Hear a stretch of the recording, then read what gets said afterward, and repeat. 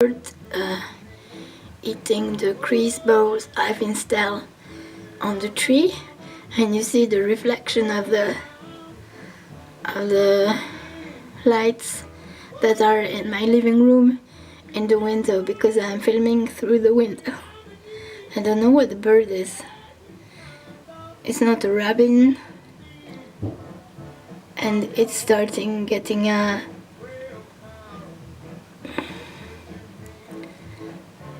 dark.